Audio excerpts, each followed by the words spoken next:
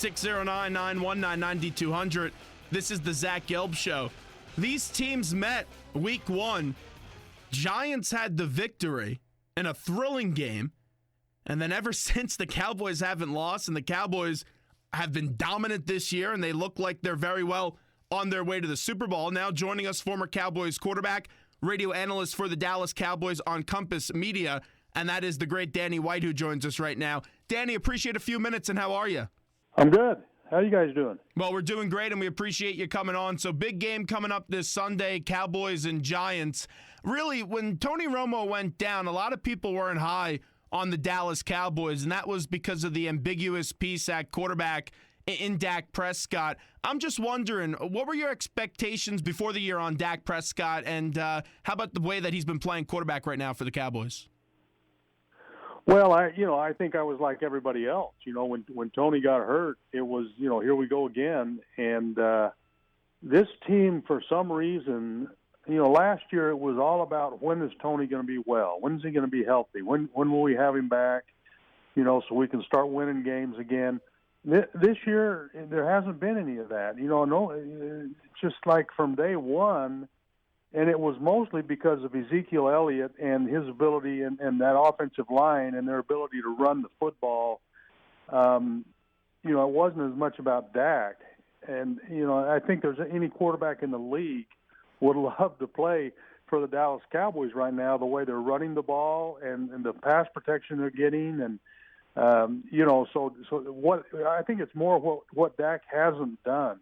19 touchdown passes and 2 interceptions is an incredible ratio. So he's the perfect complement to this offense that is based on the running game. He just doesn't turn the ball over, and the defense just plays well enough to keep teams from scoring as many points. But it's the whole thing. That whole team right now is riding off of the running game more than anything else. No question. And when you look at a player like Ezekiel Elliott, it's amazing how he could dominate the league right away, especially because for a bunch of years we saw teams go away from drafting running backs in the top 5. Just how about his confidence? Because that kid is not afraid of anything right now, Danny. No, he's kind of a reflection of the whole team. The whole team's not afraid of anything. We saw him play 3 terrible quarters against the Steelers, and it didn't seem to even faze them.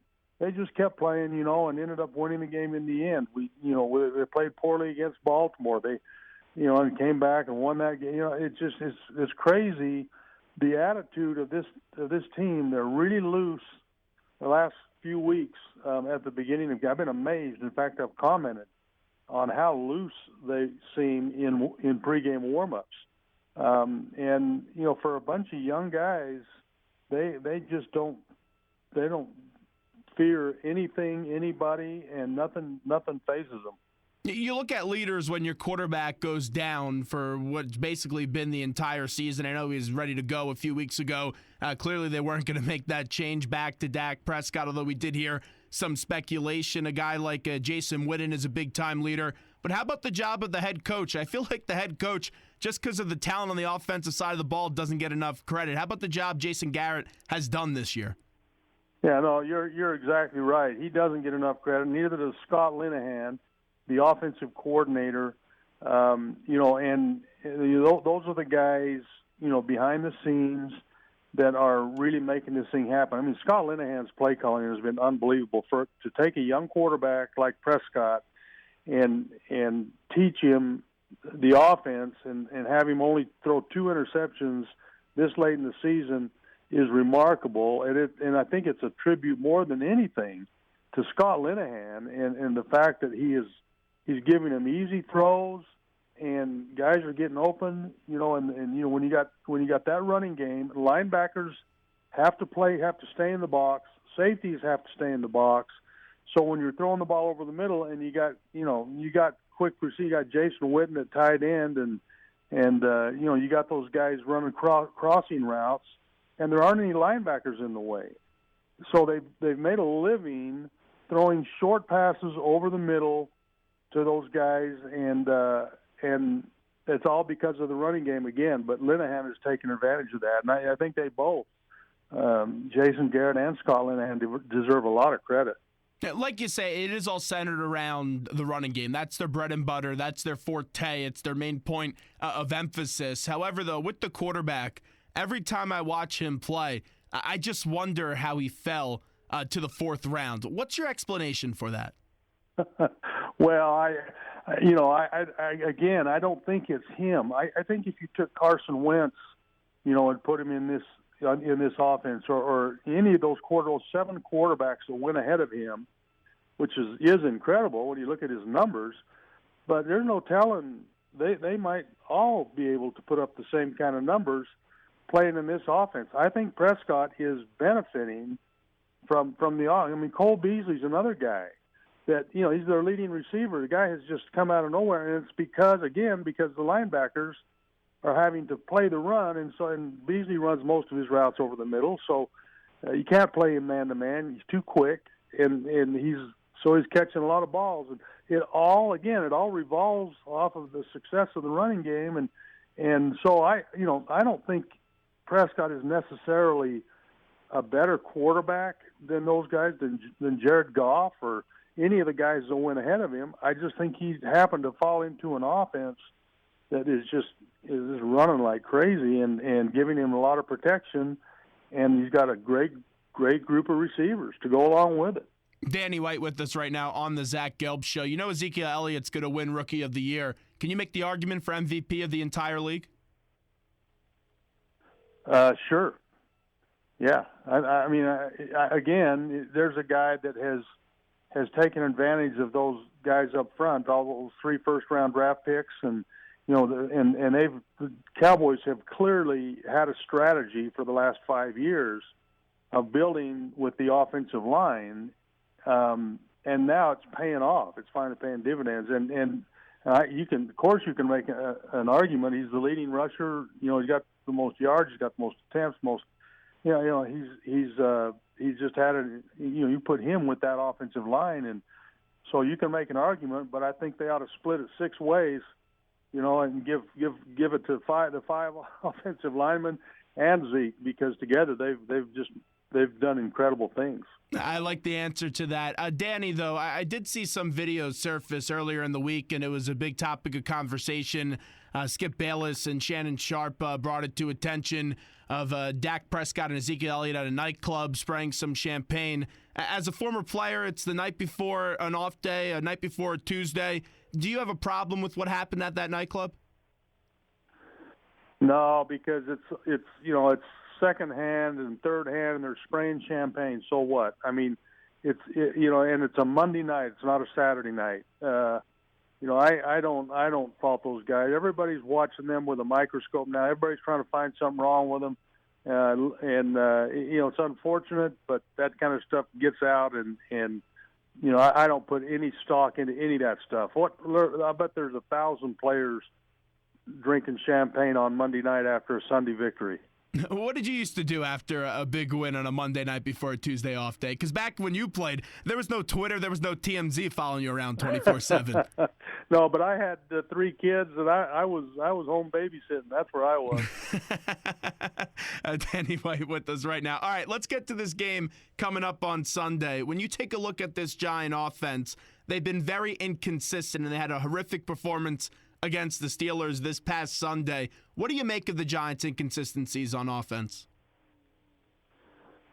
Well, I think like the Cowboys, it all starts up front. I just think they're just not getting it done. I mean, they're average yards per play. They're 20th in the league and at 5.3. You look at that, but then I like to look at their last 3 games, and they're down to 4.9 in their last 3 games. So they're even trending down in terms of the running game. They've given up sacks. I mean, they've done a pretty good job protecting Manning, but not good enough. And so I just think offensively, that's where you've got to start. I do think they've got probably the most dynamic receiver in the league, but because they don't have complementary receivers. At least they're not going to him. They're not using them that much, and so it's pretty easy to gang up on one guy. And so Eli's, he's struggled, but Eli's not a bad quarterback. There's a reason for it. You can look at quarterbacks across the league, and you can say, well, so and so's rating is down, or he had a horrible game, or and there's always a reason for it. That's a lazy man's answer. If you look deeper, dig a little bit deeper, Fitzpatrick with the Jets has had a terrible year statistically, but there's a reason for it because he's had success with other teams. A good quarterback doesn't become a bad quarterback all of a sudden. It's the system that changes, and the quarterback is usually the one that ends up, bearing the brunt of that statistically. And Eli, Eli's one of the best quarterbacks in the league. I don't care what you say, and he just needs the team around him and to prove it. I think he'd love to play in the Cowboys offense right now. I think you can't find any quarterback in the league that wouldn't want to play behind that offensive line. Just a brilliant job they've done this year, and Eli's tackles have been horrific. He's had no run game. Last time these two teams played, though, Jennings put up 75 yards. That's been successful. This Cowboys run defense, I think it's second in the league right now from a statistical standpoint. Can you see anything where you have the Giants maybe having some success on the ground this week, or is that Cowboys run defense just too good? Well, yeah, I think they have to. Yeah, the Cowboys only been giving up 82 yards a game, and the Giants, haven't really been running the ball that well. In fact, they're 30th in yards per attempt, so 31st in yards per game. So they're going to have to find a way. I mean, those guys up front are going to have to move some people around, and the Cowboys don't like to blitz a lot. And they've got Sean Lee back there that is an absolute wrecking crew by himself. I mean, the guy hits anything that moves, and he flies from sideline to sideline. He is the core of their defense. And as long as he's back there, teams are going to have a hard time running the football. But, you got to keep the Cowboy offense on the bench somehow. And that's the only way I see the Giants having a chance of winning this game is they've got to find a way to run the ball and get some big plays out of their big playmakers and score some points, because that's the other thing the Cowboys have done a great job of is they've forced teams to kick field goals the last 3 weeks. Their red zone defense has been just incredible, I think somehow the Giants have got to find a way to score and keep the ball and win time of possession, and that's something they just haven't been doing. Danny, as a former quarterback, when you have a team that offensive line isn't playing well, the run game isn't playing well, people look to you to be that field general. What do you say to the guys in the huddle when you get off to a bad start in a game where the offensive line isn't in and the running backs aren't able to produce? Oh, these guys are professionals, and pep talk isn't going to do any good. I mean, you can get on them and say, hey, we got to create some daylight somehow. We got to pass protect. That doesn't do any good. It really doesn't. I mean, a quarterback can only do so much other than just make plays. He can do the best he can. He can work his tail off. He can pick himself up when he gets knocked down, and he can set an example. But as far as words go and talking, that doesn't cut it when you're dealing with these offensive linemen that have a lot of pride and they're professionals. They don't want someone, getting on them, especially a quarterback. I think that's a myth that quarterbacks, can rally a team just by screaming and yelling in the huddle. I don't see that happening very much with the best quarterbacks. Another thing that I want to get your perspective on and see if it's a myth or not, because you're going to see this Cowboys team as the 1 seed in the NFC. You're going to see them in the playoffs coming off a bye, and they do have a rookie quarterback. They do have a rookie running back. Can the pressure of the postseason just get too big for this group, and can they maybe look like a different team in the postseason? Well, yeah, they can, and I don't think the pressure is going to get to them though. It's hard in this day and age, since the Dolphins went undefeated. It's hard to play at a high level the entire season. I mean, teams have drop-offs and they go through slumps, and this team hasn't. And it's a little bit concerning to me. If I'm Jason Garrett, are we due for a slump? Or can we continue to play at this level all the way through the playoffs? It's going to be real interesting to see what he does. Once they've locked up, home field advantage and the number one seed, and does he continue to play those guys, and how much does he play them? How much does he change up the offense just to throw teams off and to change up their tendencies? There are a lot of decisions you have to make when you lock something up this early, and they're about to do it. So what do you do the last couple of games? And it's going to be real interesting to see what he does. Another thing, though, is that you look at the talent this year around the National Football League. There's not a lot of really great teams, because even some of the better teams in the NFC, you take a look at the Seahawks, and I know injuries are part of the game. They just lost Earl Thomas. The Giants just lost Jason Pierre-Paul for the rest of the regular season, and who knows if he's going to be able to return in the postseason. It looks like, though, the Cowboys, they're probably going to be going to the Super Bowl. I know anything could happen, but you see those two injuries go down. Those teams keep on getting hurt, and the Cowboys just continue to keep on rolling, Danny. Yeah, everybody thought the Seahawks were really coming on, and they were, and then Earl Thomas goes down, and boy, that's a big loss for them. But I still think they're a team to be reckoned with, and nobody's going to want to play them in the playoffs. And that's the thing, when you get to the playoffs, you're playing, one of the top 6 teams in your conference. Anything can happen, and teams get hot and cold, and those are going to probably be the teams that are playing the best at the time. And so, yeah, I can see it be a shame. But I can easily see the Cowboys, getting a bye and then struggling in their first playoff game. So that's going to be a real challenge for Jason Garrett, and I think his biggest challenge. And he's got to figure out a way to keep them fresh, but at the same time keep them hungry.